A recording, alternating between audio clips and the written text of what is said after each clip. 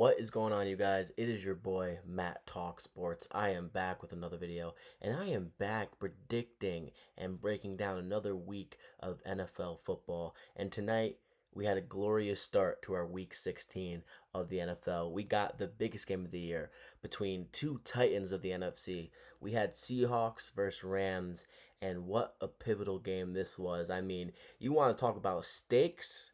This is the stakes. I mean, whoever wins this game has a chance and the definitive chance to win the division and the toughest division in the NFL. And also, whoever won this game has the best chance to get the number one seed in the NFC. And man, this game was just terrific to watch. An overtime thriller, a high scoring shootout, and most importantly, a terrific comeback. I mean, the Seahawks, they were down 30-14 in the fourth quarter with 13 minutes left, and they somehow tied it and brought it to overtime to win it.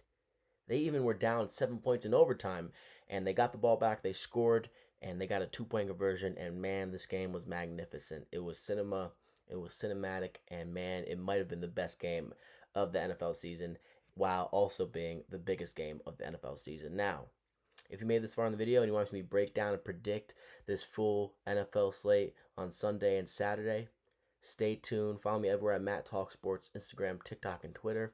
And subscribe right now to this YouTube channel you're watching this video on, hopefully. And also, at the end of this video, I'm doing a bonus prediction of the college football playoff. A quick one, but nonetheless, you get a bonus at the end of this episode. So, hey, stick around, chill with me, talk some football, and let's have some fun, boys. Now, let's get into the first game of this week 16 slate that just ended minutes ago. The Seahawks, they beat the Rams 38-7. The Seahawks moved to 12-3. The Rams fall to 11-4. The Rams were without Davante Adams tonight, but for a lot of this game, it didn't look like it mattered.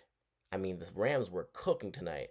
And yes, the Rams lost today, but man, Stafford was solidifying and possibly even still solidified his MVP case quite mightily. Stafford, 29 for 49, 457 yards passing, 3 touchdowns, took a 0 sacks. The O-line for the Rams looked really good today, and Stafford was money without Adams. And man, Stafford looked terrific tonight against one of the most tout defenses in the NFL, specifically in the secondary. I mean, they have a great secondary over there in Seattle, and Stafford and Puka were destroying this Seattle Seahawks defense. Kyren Williams, 23 for 40. Blake Corum, 14 for 48, 1 touchdown. Puka Nacua, man, he has the case to be the best receiver in the NFL. I'm sorry, this man is dominant. He had 12 catches for 225 yards receiving tonight, 2 touchdowns, and he had 18.8 yards a catch. This dude was making terrific catches, and also Devin Witherspoon was on him all night, one of the best corners in the NFL, and Devin Witherspoon looked lost throughout the entirety of this night.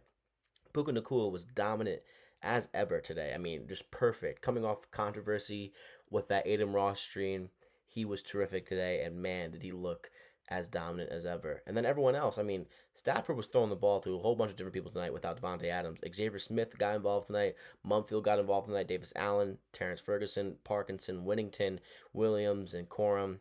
They were getting the ball around to everyone today in this Rams offense. The Rams defense also had 4 sacks today. And listen, this Rams defense let up 38 points. Technically 31 if you're not counting the punt return. But don't let the scoreline that they gave up fool you. This is still a really, really, really good defense. They have 4 sacks tonight, and ultimately, the momentum shifts were just too hard to overcome. They had 2 picks tonight, one with Kobe Turner, their defensive tackle, and then Josh Wallace with a pick tonight. This Rams defense was very good. It's just the momentum shifting play from the Seahawks on special teams is what changed this game and the momentum. Sam Darnold, for a large part of this game, he was looking like how Sam Darnold looks in the biggest moments of his NFL career. Seeing ghosts, looking horrible. I mean, Sam Darnold, he is definitively a good regular season quarterback. He's proven that to us over the past 2 years. But, man, if you're a Seahawks fan, great win.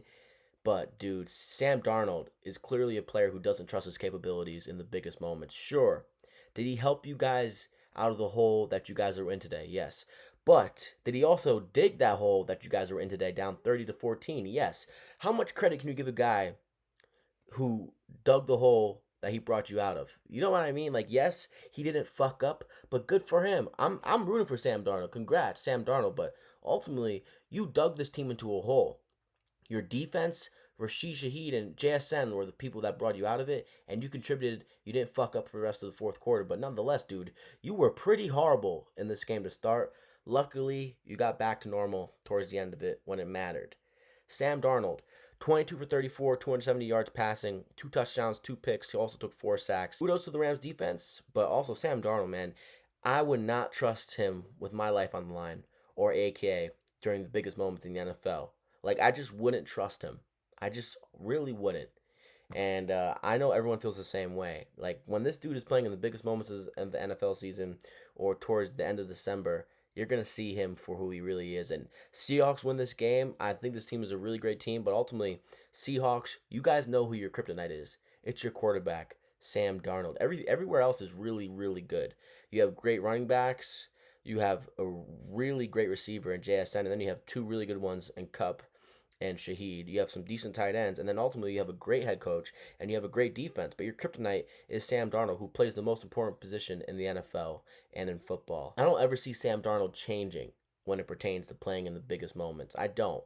But hey, congrats to him for not fucking up in the biggest moments of this game to help them get the win in this comeback. Because yeah, he did have his hand in scoring 3 2-point conversions. He did throw the last game-winning touchdown pass to JSN, and the last one, which was a 2-point conversion. But I can't really give Sam Darnold too much credit for digging his team out of this hole that he dug for them. So listen, Sam Darnold, you didn't fuck up after the 2 picks, but dude, you threw 2 picks and you looked horrible before that. But Kenny Walker with a huge game, man. Just keep feeding this dude. He's clearly your best running back, but Charbonnet is a great goal line back. Kenny Walker, 11 for 100 yards, 9.1 yards a carry. Zach Charbonnet, 9 for 32, 1 touchdown. He also had that 2-point conversion, which was the craziest play maybe I've ever seen in the NFL. I mean, it was a backward pass on the 2-point conversion. It would have been 28-30 instead of 30-30. And Sam Darnold throws a backward pass. Luckily, the defender tips it, rolls into the end zone. Zach Charbonnet picks it up. So, yeah, there was a lot of luck in this game. But nonetheless, Seahawks did not give up.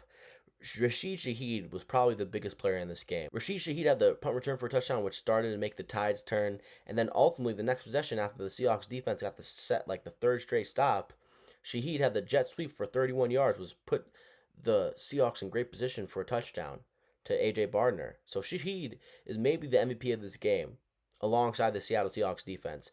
Shaheed had a carry for 31 yards. Jackson Smith-Njigba, 8 for 96, 1 touchdown. He had the last touchdown of the game. Kenny Walker, 3 for 64 receiving. A.J. Barner, 4 for 49, 1 touchdown. Cooper Kupp with an insane catch in overtime, 3 for 39. Zach Charbonnet, 4 for 22. Cooper Kupp also arguably had a really horrible play. I mean, it's unlucky. It's football. He got hit hard, fumbled the ball.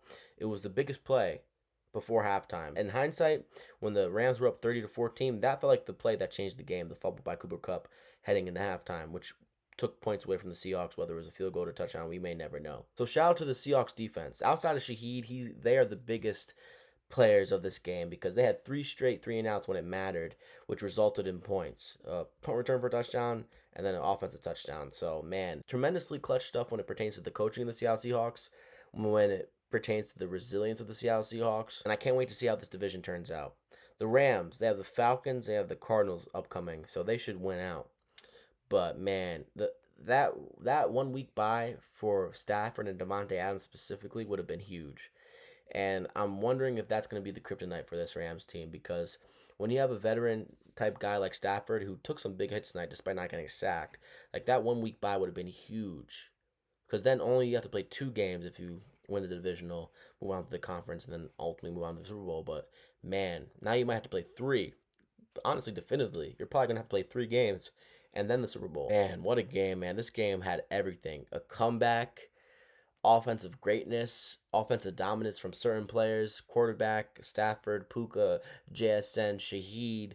Man, just what a game. I had my heart racing during the entirety of that second half, and I had goosebumps during that 2-point conversion that the Seahawks somehow recovered. It felt like a Bills comeback victory. The 3 Bills comeback victories I saw this year, it felt like the Seahawks pulled off the same thing, except they're not the Buffalo Bills. So, man, shout out to the Seahawks. I am ultimately happy for Sam Darnold for somehow persevering after looking horrible like he normally does in big spots. But, man, shout out to the Seahawks. A tremendous win in Seattle. And I'm sure the fans of Seattle are happy because recently in big games in Seattle, the Seahawks have let them down. But not tonight. Seahawks, they moved to 12-3. The Rams, they fall to 11-4 in a tremendously big win for the Seahawks. Now, moving on, we have Saturday football. Eagles versus Commanders. Can the Eagles keep up their momentum? The Eagles are 9-5, coming off a 31-0 win over the Raiders, and the Commanders coming off a win against the Giants in MetLife, 29-21. Marcus Mariota, I believe, is getting the start. I don't think Jaden Daniels is playing for the rest of the year, or at least he shouldn't. Like, I don't care how healthy he is or how much healthier he has gotten. No can do for Jaden Daniels. Yeah, he's out. He's being shut down for the final 3 games. Thank God. I really expect the Eagles to handle business here. Listen, I know this game is in Washington. I know it's at 5 o'clock on a Saturday, a weird day game for the Eagles and for the Commanders. But the Commanders coming off a win, the Eagles coming off a win. I do think the Eagles, what they did last week in Philly against the Raiders, might start to build momentum for them moving forward. Specifically on offense, I think Jalen Hurts did look really good in a bounce back game despite who he's playing.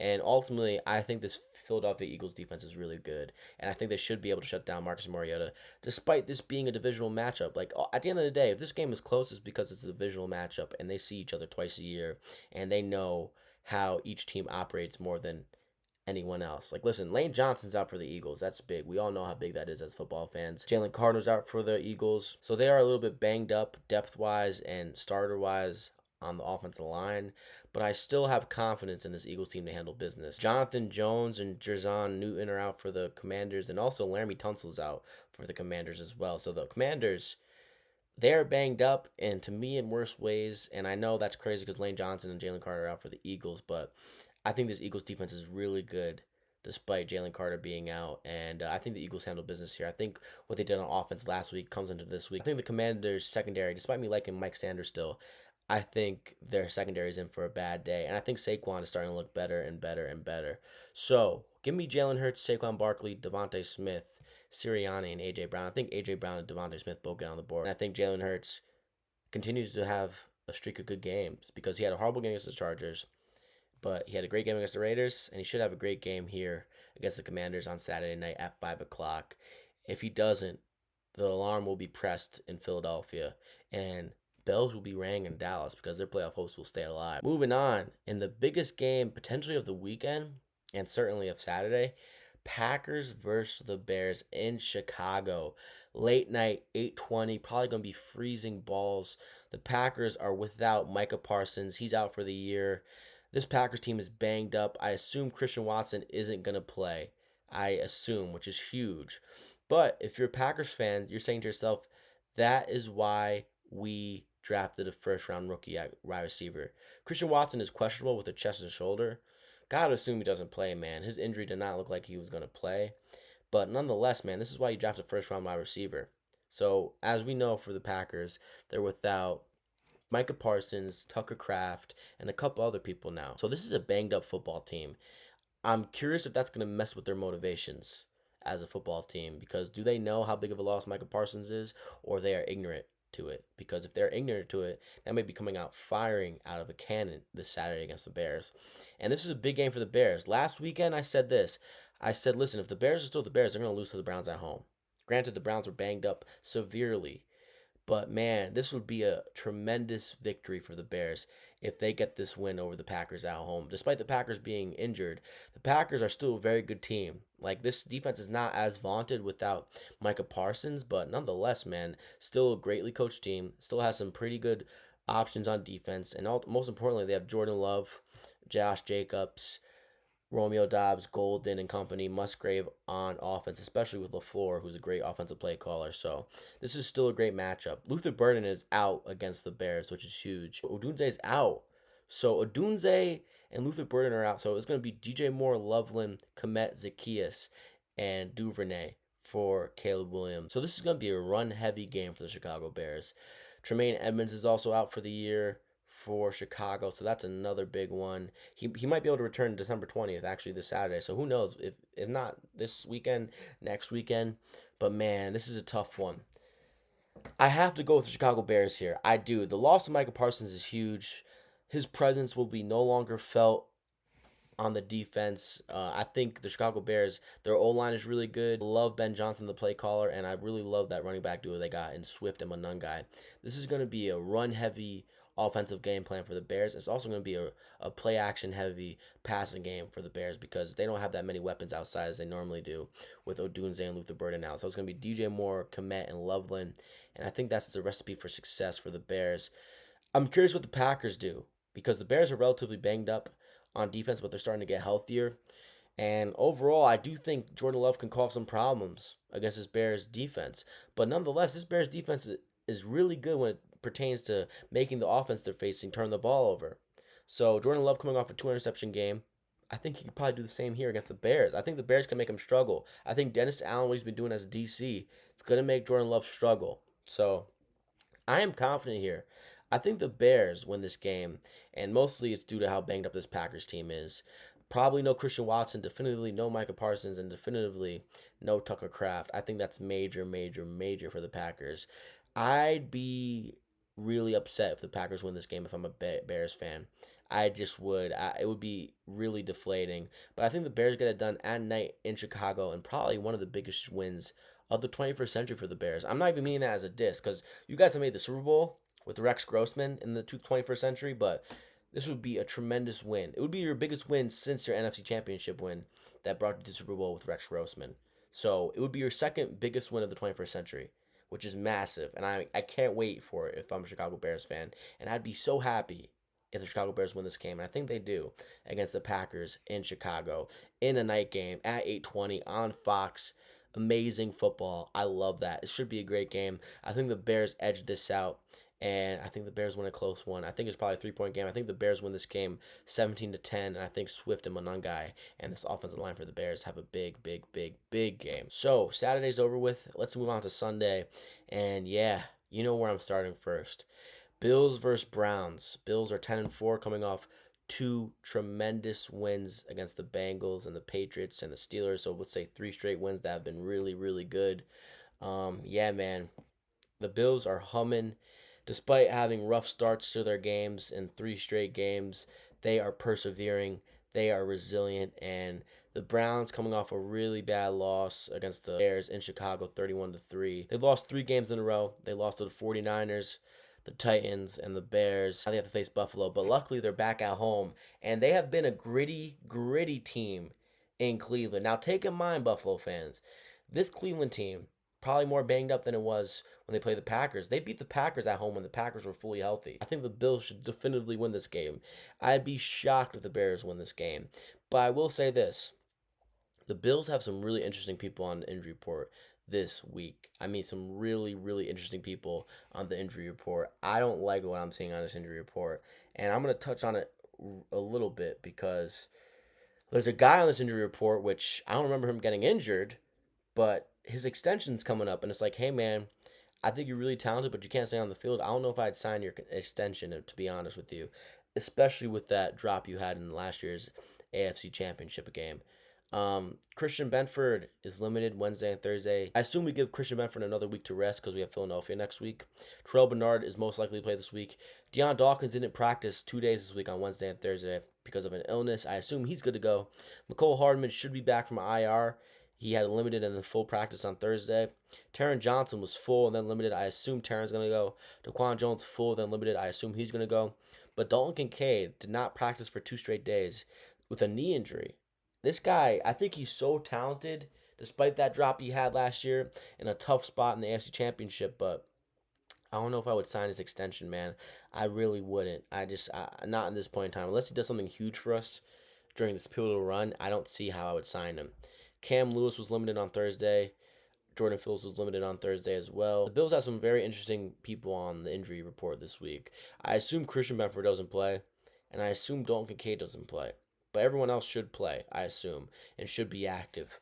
So, yeah, that's our injury report. When it pertains to the Browns, I think they got healthier this week. They were really banged up heading into Chicago. There's a lot of players on this Browns injury report. They are really, really, really banged up. I think the Bills should win this game. I'm not looking too much into this injury report for the Browns. I think they should win this game. Denzel Ward is questionable. Njoku is questionable. Sampson's questionable. Miles Graham is questionable. So there's a lot of people here that are questionable for the Browns. Grant Delpit as well. I have to assume the Browns handle business. Like, listen, Tony Pollard looked like Tony Dorsett against this Browns team 2 weeks ago. And the Titans don't have nearly as good as an O-line as the Buffalo Bills. Tony Pollard, he was Tony Dorsett in this game. He had 25 carries, 161 yards, 6.4 yards a carry, 2 touchdowns. The Titans against the Browns overall had 35 carries, 184 yards, 5.3 yards a carry, 2 touchdowns. So in my opinion, this will be similar to the Jets game earlier this year for the Bills. A relatively easy game. Josh Allen doesn't have to do much at all. He can be cool, calm, and relaxed. He'll be out by the end of the third quarter, maybe earlier in the third quarter. And James Cook, Ray Davis, and Ty Johnson will be doing a lot of the work in this game. So will this offensive line, even if Deion Dawkins is out. So I think this is a run-heavy game for the Bills. And I don't think the Bills are looking ahead because this Bills team never stays too high, never stays too low. We stay right here. And this Bills team is ready to go. They know how big of a win this would be despite the opponent they're playing. I mean, God forbid. I will say this. They're playing Shedeur Sanders. Had a horrible game last week. Shedeur Sanders shouldn't do any damage to us. We have the second best pass defense in the NFL. But they do have Quinshon Judkins. And their O-line is banged up for the Browns, so he probably won't be nearly as productive. But it's been a rough past 2 games for him. The past 2 games, he's had 14 carries, 26 yards, 12 carries, 21 yards. So it's been really rough for him in the past 2 games. And I really don't think he's going to be a big problem against the Bills here because of how banged up the O-line is, because how fucking tough this defense is despite the statistics. So I think the Bills handle business here. They're minus 8.5. They should cover that. I think they're minus 10.5 now, actually. They should cover that. This should be a blowout for the Bills. This really should. I'd be shocked if this is a close game, but you guys know it. Even if you're not a fan of the Bills play down to their opponents. That's just habitually who they are. We've seen it time and time again, but I think this Bills team is on a different type of level right now. I think they're ready to go. They know what they needed to do. This is an easy game plan for Joe Brady. Run the shit out of the ball. Play action passes, but run the shit out of the ball. I think James Cook, Ray Davis, and Ty Johnson in this offensive line bully this interior D line of the Browns led by Myles Garrett. So give me the Bills. They blow out the Browns. It's going to be similar to the Jets game. And really, the Bills haven't had an easy game since that Jets game. Well, actually, since the Panthers game. So this is probably going to be similar to the Panthers game and the Jets game, in my opinion. So it's going to be similar to those 2 games. Bills win in an easy one finally, and I get to relax for the rest of my Sunday. Now, if the Browns win, I would just be disappointed and I would be shaking my head because all week I've been hearing about Josh Allen's the best quarterback in the NFL, and all week I've been hearing about how easy this path is for the Buffalo Bills in the AFC playoffs if they get in, like we all assume. But at the end of the day, people who are saying that take are fence sitting. They are riding the fence. Here's what they're doing. They're setting up for the Bills. If the Bills win the AFC Championship, they get to the Super Bowl, and they potentially win the Super Bowl, they're going to be like, oh, of course they won the Super Bowl. They had no Pat Mahomes, Lamar Jackson, or Joe Burrow to go through. And if the Bills somehow don't make the Super Bowl, they'll be like, oh, this goes against Josh Allen's legacy. The Bills should be disappointed. They're trying to play this on both sides, and to me, that's not cool. To me, that's not legitimate because, yes, Burrow is not going to be in the playoffs. Yes, Pat Mahomes isn't going to be in the playoffs, and most likely Lamar might not even get into the playoffs. But nonetheless, every team that's in the playoffs this year for the AFC is way better than the 3 teams that I just said. So I don't care if Mahomes, Lamar, and Burrow aren't on any of these teams. The teams in the playoffs are still very good. Houston Texans, one of the scariest AFC teams I've seen without Mahomes or Burrow or Lamar. That defense is really good. The offense doesn't scare you, but nonetheless, that defense is one of the best defensive units the AFC has had in a while. Nonetheless, the NFL. Like that defensive unit, Stingley, Lassiter, Petrie, Al-Shaair, Danielle Hunter, and then Will Anderson. So I'm not hearing none of that mumbo jumbo, and neither are the Bills, man. Like, listen, we are confident in this team, but fence sitting and putting all these expectations on the Bills is crazy work to me. And people who are doing that know what they're doing. So, yeah, Bills should beat the shit out of the Browns, and if they don't, I'll be pissed. This should be a relaxing Sunday, and if it isn't, I will be on tilt. I'll be on 100. So, stay tuned, subscribe, and I'll see you Sunday, no matter the result. Moving on to the next game. We'll get the non-important games out the way, and the non-important games include the Chiefs, by the way, but we won't talk about that first. Jets versus Saints. Saints are hot. They've won 2 in a row. They beat the Bucks, and they've beaten the Panthers, 2 of the teams sitting on top of their division at this moment. The Jets, I mean, Brady Cook is leading this game. So to me, that screams the Saints. That screams Tyler Shuck. That screams Devin Neal. That screams Olave. And that screams this vet-savvy defense led by Demario Davis and Cam Jordan. Give me Kellen Moore, Give me Olave. Give me Tyler Shuck, who's been just absolutely shucking people down. So I think the Saints win this game. I think they're the healthier team. I think they're a team that's playing more motivated. And I think this Jets team is banged up without Garrett Wilson and without their two starting quarterbacks. And I think this Jets team is dead. Now, they could run the ball really well here. Their offensive line is pretty good. They have a really great rookie right tackle. But I don't see it happening for the Jets here. I think the Jets lose, and I think that's to the Jets fans' liking. Give me the Saints. They win 3 in a row. They move to 5-10, and the Jets they fall to 3-12. A non-playoff football game for the Chiefs. Now Mahomes towards ACL, so it's no Mahomes.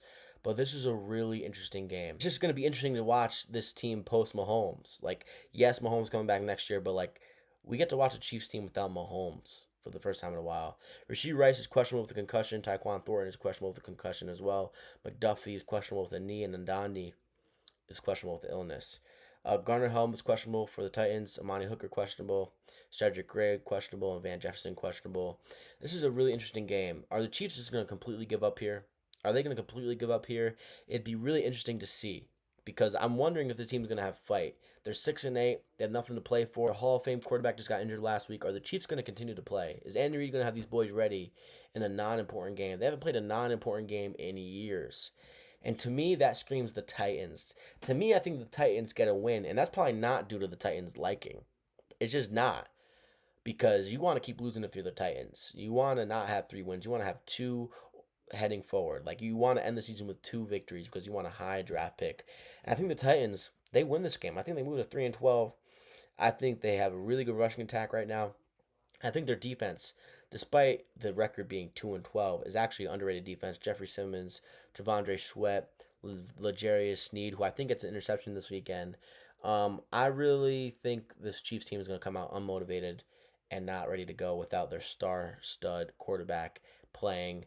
And the Titans, they win this game due to the Chiefs playing their first meaningless game in God knows how long. Titans and Cam Ward get the victory. Tony Pollard has a really big day, and L'Jarius Sneed gets the pick. Shout out to the Titans. They move to 3-12. The Chiefs, they fall to 6-9. What dystopian, utopian world are we living in? Another meaningless game. Vikings versus Giants. The Vikings are -3. And the over-under is 43.5. Jackson Dart versus J.J. McCarthy. This game's actually intriguing to me in some sicko way. The Vikings have won 2 in a row. They've dropped 30-plus points in back-to-back games, and this team is humming a little bit. Their defense is playing how we figured they'd be playing heading into this year. J.J. McCarthy's been stringing together a pretty solid past 2 games, despite his TD and interception ratio over the course of the season being 11 touchdowns, 11 picks. I think this Vikings team is playing really well right now. The Giants are kind of heading downward and downward. I prefer this Vikings defense. Now, do I trust J.J. McCarthy to get the victory here to move to 7-8? Not exactly, but I think Jackson Dart struggles in this game. And I think Justin Jefferson, who's had a really up and down year, surprisingly has 832 yards this year, but only 2 touchdowns. I think Justin Jefferson gets his first touchdown in a while. I think Justin Jefferson scores a touchdown. I think J.J. McCarthy continues to string together these nice couple of games, now making it 3 games. And I think Jordan Mason and Aaron Jones have a pretty solid day with their O-line hopefully getting healthier for this Sunday. I just think this Giants team is not playing good football at the moment. Their defense, despite being really good on paper heading into this year, just hasn't shown me it's been elite enough to even stop this inconsistent offense led by J.J. McCarthy. So give me the better head coach here. Give me Kevin O'Connell against Mike Kafka. Give me J.J. McCarthy. Give me Jordan Mason, Aaron Jones, Justin Jefferson, Addison, Naylor, and company. And most importantly, give me this Vikings defense, who I think will get enough stops against this Giants offense, which hasn't been the problem this year for them.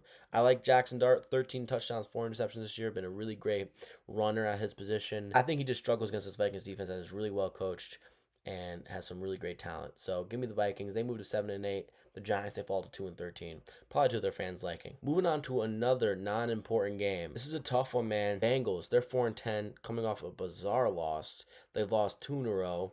And the Miami Dolphins, they're 6-8, coming off a loss to the Steelers in Pittsburgh. Quentin Ewers is getting the start here against the Bengals at home in Miami. If Quinn Ewers somehow outplays or just gets the victory over Joe Burrow here, I think this might be one of the last games we see Joe Burrow play as a Bengal. And this is just starking to me. Noah Fant is questionable for the Bengals. So is T. Higgins. Darren Waller Jordan Brooks and Minka Fitzpatrick are questionable for the Dolphins as well. This is a tough game. Bengals lost 4 of their last 5. Dolphins has won 4 of their last 5. But now they have a new rookie quarterback starting at their position on their team. Now they have a new rookie quarterback starting for them in place of Tua. I have to assume the Bengals are going to win this game. But I will say this, the Dolphins, they're at home. Their defense has been playing better despite losing to the Steelers in Pittsburgh.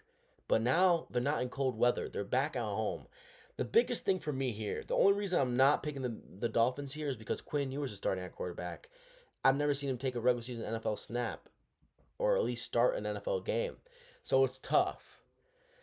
In the same breath, I think this Bengals team is demotivated, especially when they hear the quarterback step on the podium and talk every week because he's depressed being on this team for some goddamn reason. You're making all this money.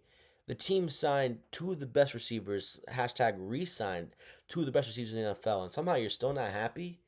I don't understand this guy. The only reason you shouldn't be happy is because you can't stay healthy, which isn't your fault, but you can't stay healthy. That's the only reason why you shouldn't be happy in Cincinnati. Because you can't stay healthy. And honestly, dude, you've thrown 4 horrible picks the past 2 weeks that ultimately cost your team the game in some capacity. I really want to pick the Dolphins here, especially when I hear Joe Burrow talk. The Quinn Ewers are starting. I'm going to do it, man. I think the Dolphins win this game against Cincinnati, despite Jamar Chase and T. Higgins most likely playing on the same field together. This should be a game where Joe Burrow dominates. This should be. But with what I'm hearing from him and how this Dolphins defense has been playing, and considering they're not in the cold weather in this game, give me the Dolphins outright, or at least plus 4.5. Bengals continue to be in Bizarro world on a 3-game winning streak after somehow being the playoff contention after beating the Ravens less than 4 weeks ago. Give me the Dolphins. They moved to 7-8, and the Cincinnati Bengals, they fall to 4-11. So, bizarre world we're living in there. Chargers versus Cowboys. Can the Cowboys somehow still have life in the playoffs? Interesting game. The Chargers, they're 10-4. This team has been humming, overcoming adversity. They've won 3 straight games. They've won 4 of their last 5 games. They've only lost to the Jaguars in the past 5 games. They got blown out in that game. And honestly, that loss doesn't look that bad considering how the Jaguars have been playing recently. Dak, listen, he's been really good this year. It's been a rough game or 2 from him. But, hey, this is a game you should win in Dallas. You should win this game. Bud Dupree is questionable. Chargers are due. Quentin Johnson's questionable. Trey Harris is questionable. Mickens is questionable. Their safety. Tart is questionable. Deron Bland is doubtful for the Cowboys, so that's another secondary piece down. But honestly, that secondary is just Swiss cheese anyway. Quentin Williams is questionable with a concussion. Javonte Williams is questionable. CeeDee Lamb is questionable. And Pickens is really the big storyline here. Is he going to show heart and effort? Because he hasn't shown heart and effort in the past 2 games. After working himself into a big contract, he's seemingly not earned himself a big contract after the past 2 performances. This is really interesting. I got to pick the better defense. I got to pick the better head coach. And I have to pick the better quarterback. I think the Chargers go into Dallas and get this win. Despite their O-line being banged up, I really don't trust this defensive line, potentially without Quentin Williams, to get the job done here for the Cowboys. I really like this 2-headed monster they got at running back for the Chargers, Vidal and Hampton. I think Herbert, despite his stats not looking ridiculously pretty, I think he's been playing some really good football despite the fracture in his hand. I think Ladd McConkey should eat in this game. Keenan Allen should eat in this game. Oronde Gadsden should eat. And I think Quentin Johnson and Trey Harris, if they play, they should have a really big day as well. The Cowboys have a horrible defense. Their secondary is bad, and now it's going to be a secondary without Deron Bland. And it's arguably going to be a defense without Quentin Williams. So 2 of the 4 best players on defense are going to be out. And I think Trayvon Diggs isn't back yet as well. Give me the Chargers. I'm baffled they're underdogs here. This is probably going to be a shootout, but ultimately in a shootout where I have to trust the defense to at least get 1 stop, give me the Chargers. I think the Chargers, they moved to 11-4, and they win outright in Dallas in Jerry World, and they end any sort of playoff hope for the Cowboys finally. Moving on, a game potentially for the division. Carolina Panthers in Carolina, where they've been really good all year, face the Tampa Bay Bucks, who have just been sliding. The Tampa Bay Bucks have lost 4 of the past 5 games they played in. It's been really tough sledding for the Bucks. Really tough sledding. 5 of their last 6.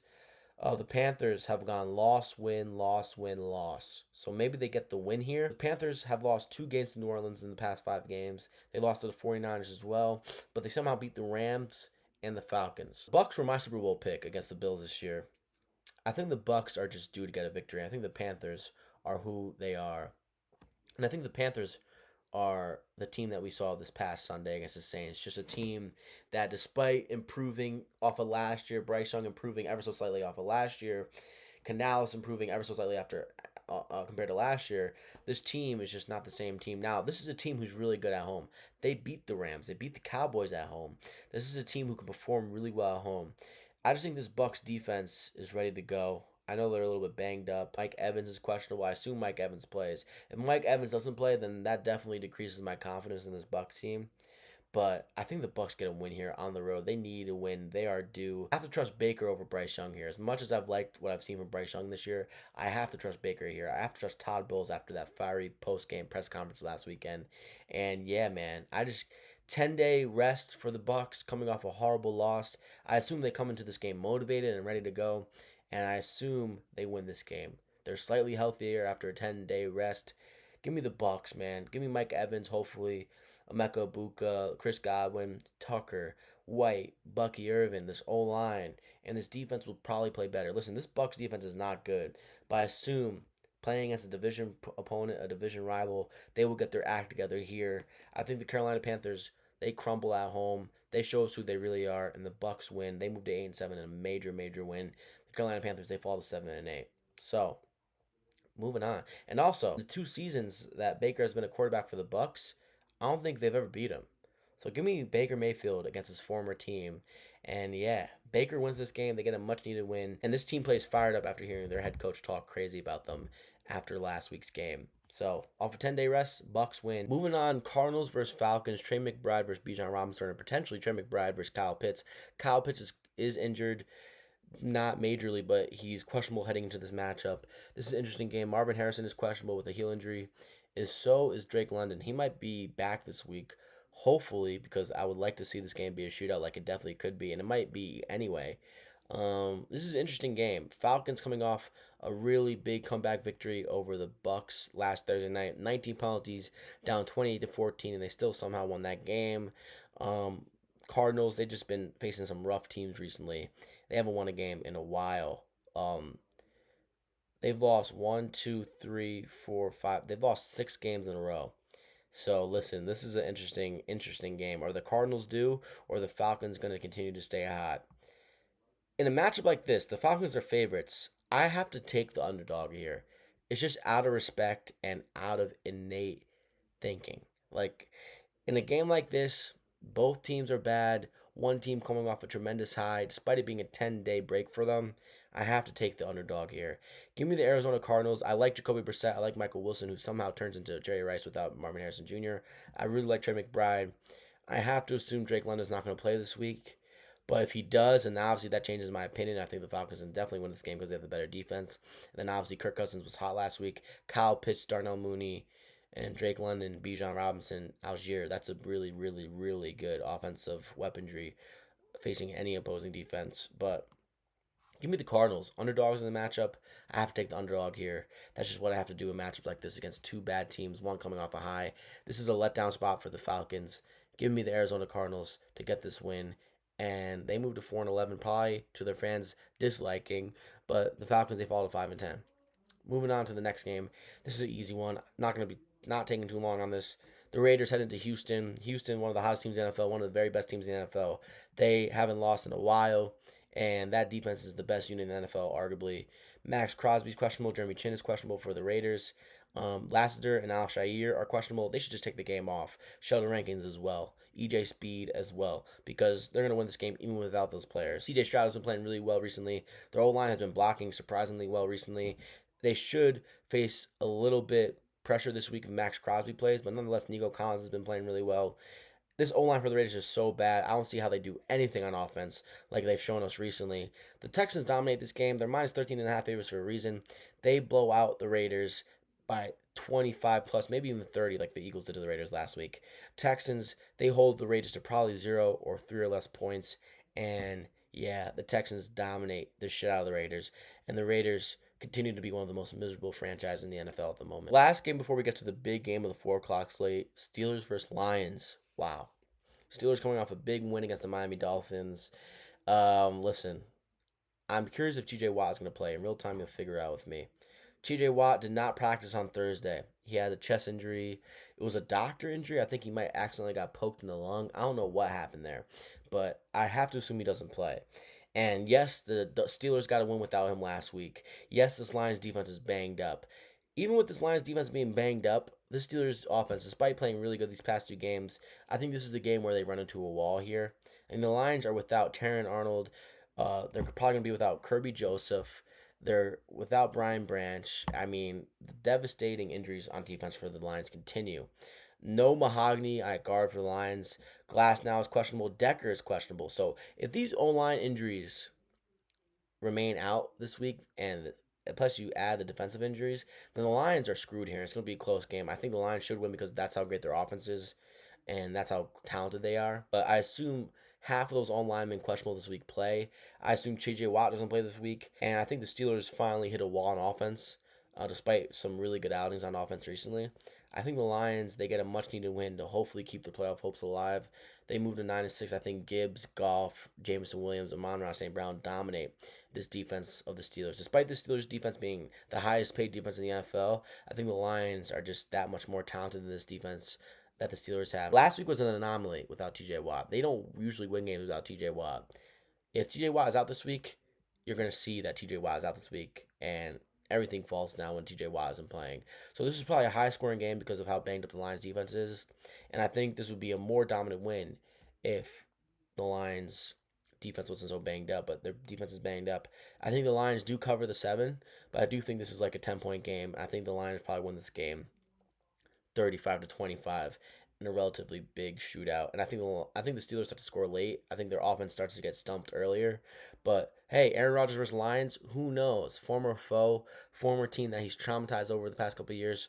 I am obviously rooting for the Steelers here. I want to see the Ravens out of the playoffs, but yeah, I think the Lions get the job done here, and I think they move to 9-6. And I think the Steelers, they fall to 8-7.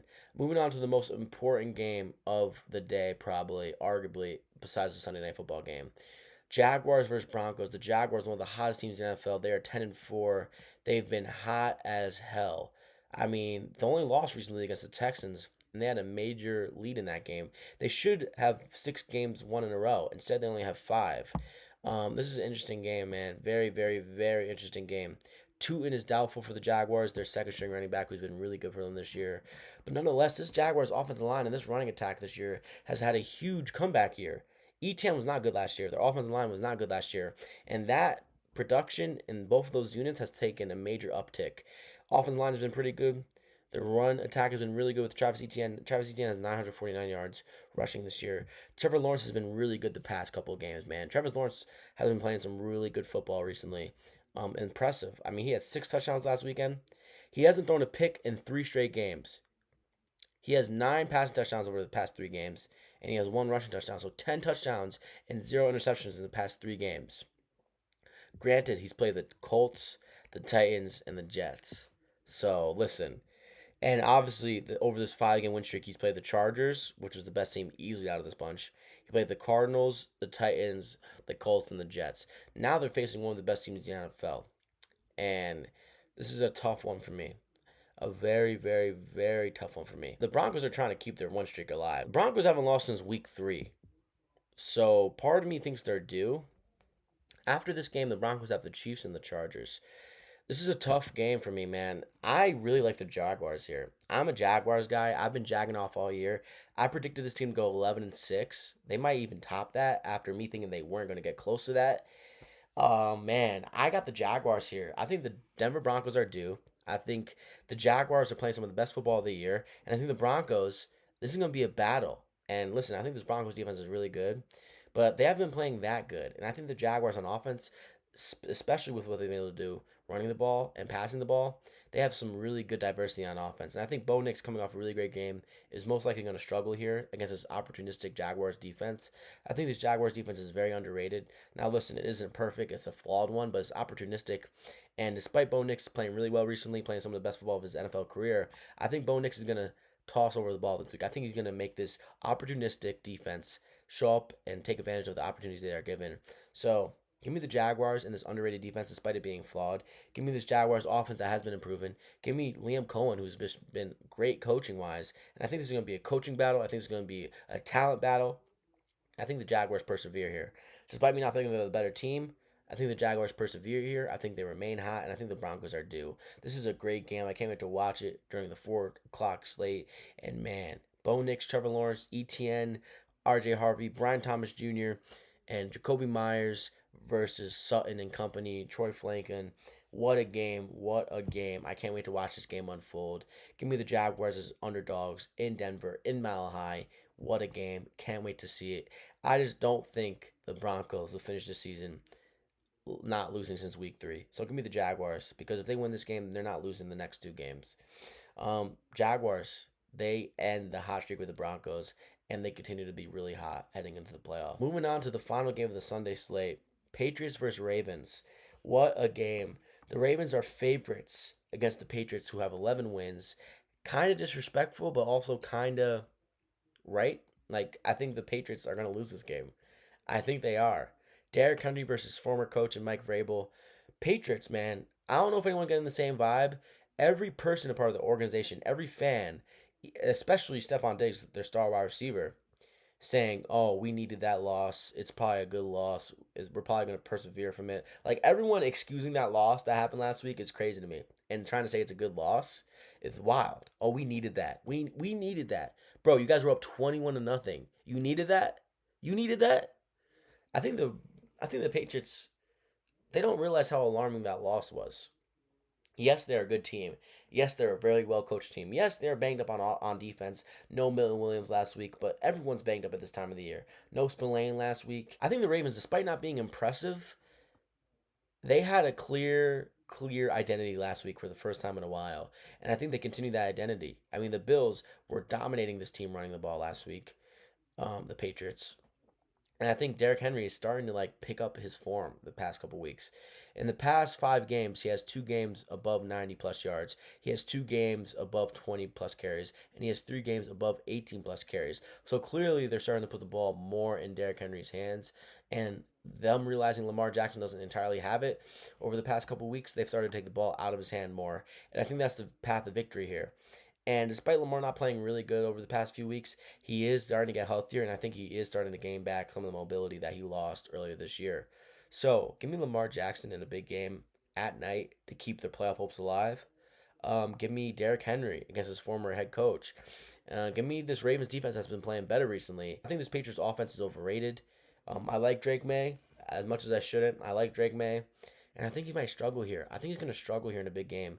This is going to be another learning lesson that he needs, according to Patriots fans and according to people in the Patriots organization. Trayvon Henderson, I actually really like him. I don't know why he was benched to start the year. Weirdly, an indictment on a great coach in Vrabel. Stephon Diggs needs a big game here. Needs a big game because ultimately he's playing for a contract a little bit. In the past 3 games, he has 72 yards total. So he needs a big game here. This Ravens defense is banged up. It's not one of the best defenses in the NFL, but they've been playing really well recently. So give me the Ravens. This team, specifically on defense, has been playing better recently, and they're starting to form an identity on offense. So the Ravens win. The Patriots keep the AFC East title hopes alive for the Bills if the Bills assumingly get the victory over the Browns.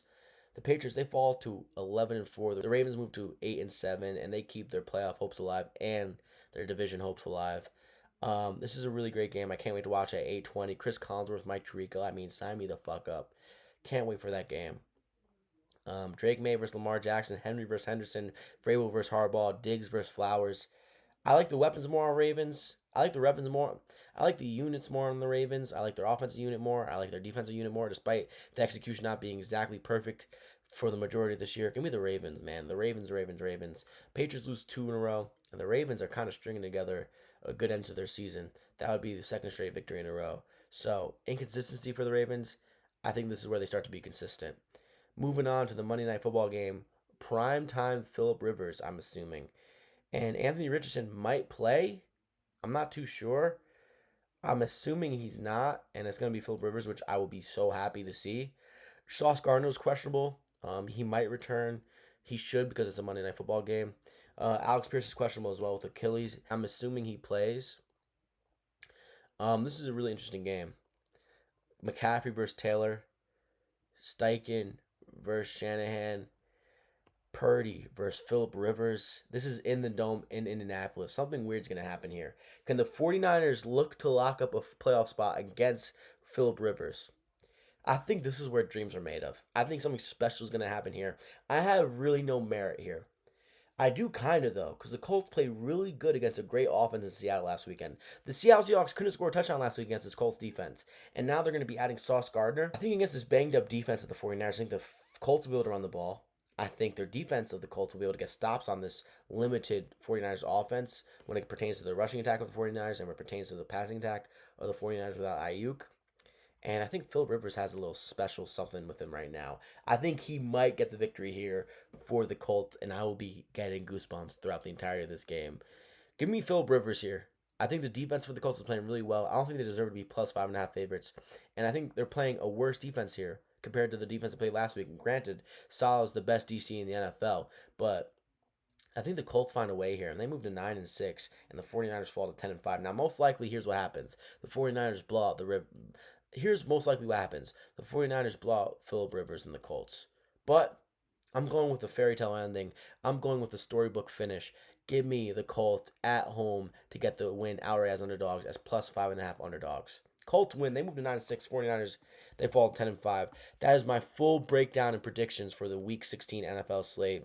What to start to the week. What to start to the slate. Here's a quick synopsis of all my picks.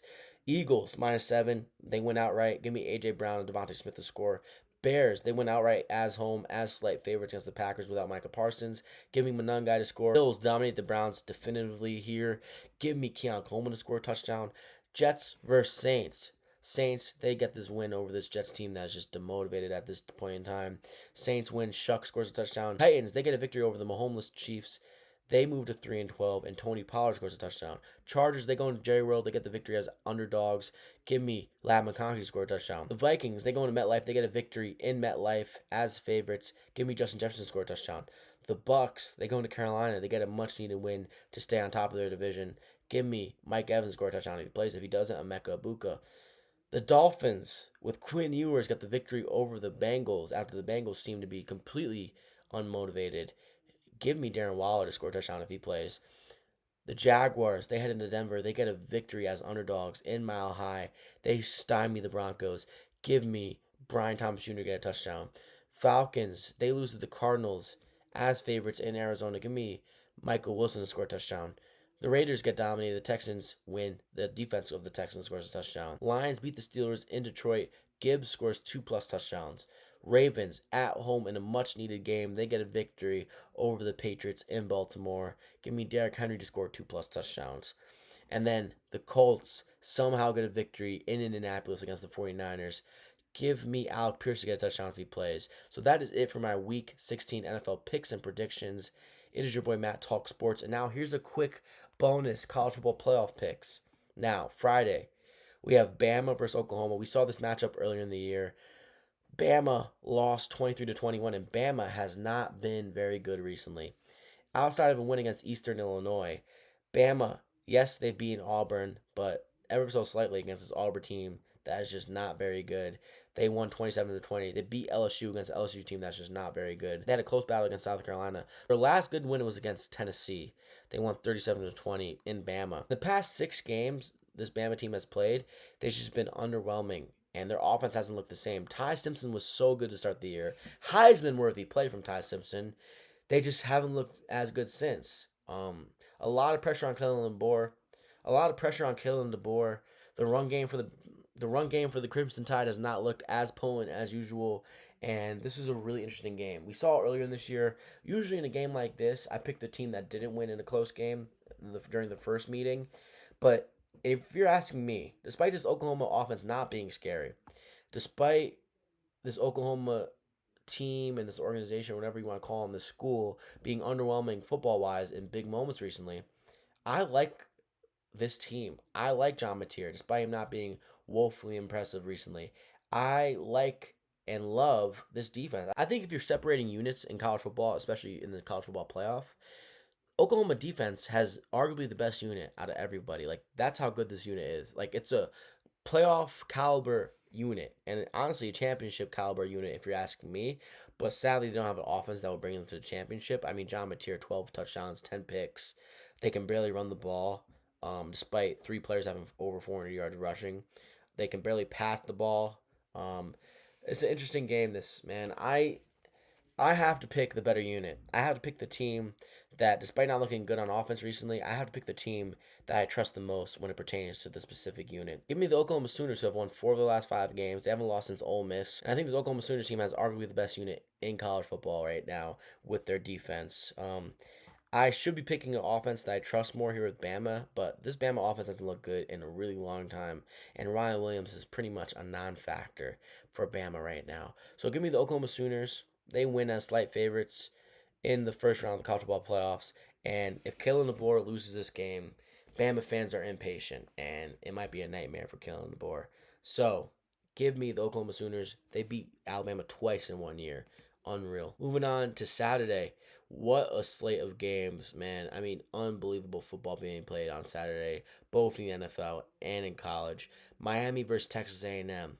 What a game. What a game, man. Dude, this is going to be a shootout. Oh, man. I haven't been a believer in Texas A&M. Despite me thinking they're electric, like I think Marcel Reed is electric. I think Ruben Owens is electric. Concepcion is electric. But this is a really interesting game. In the same breath, as much as I don't believe in this Texas A&M team, I can't really say I have 100% faith in Carson Beck. I mean, I can't. I legitimately can't. As much as I don't believe in this Texas A&M team, might be the same amount as I don't believe or trust Carson Beck. But Carson Beck is the experienced football player. Last time we saw Texas A&M play, they lost to Texas 27-17. This is an interesting game, man. Very interesting game. The best wins for Texas A&M this year have been Notre Dame, Auburn, Mississippi State, LSU when they were ranked, Missouri, which is an overrated team. Really, like, both of these teams don't have the best of resumes. Both of these teams' best wins are against Notre Dame. This is a tough game. In my opinion, I'm going with the dog here. I am going with the dog here. Give me Miami. Give me Miami, man. Just give me Carson Beck. Give me Malachi Tony. Give me this electric offense, and honestly, give me the better defense. I think we saw who the Aggies are in that South Carolina game. South Carolina wasn't so incompetent this year. South Carolina would have blew out the Aggies, and they would have won that game definitively. Instead, the Gamecocks choked the shit out of that game. So give me the more experienced quarterback. Give me one of the most, if not the most electrifying player in the nation in Malachi Tony, and give me the better defense here in the Miami Hurricanes. I think Miami Hurricanes are going to be fired up, ready to play. I think the Aggies lose here. I don't trust this Aggies team at all. This is the best matchup of the weekend, and I can't wait to watch it. 12 o'clock, though, which is the night game, because the night game we have on Saturday is ridiculous. But give me the Hurricanes, and yeah, Miami, let's fucking go. Moving on, Tulane versus Ole Miss. I actually think Tulane is actually a really fun team to watch. I like their quarterback. Really great dual threat. He has 16 rushing touchdowns. He has 14 passing.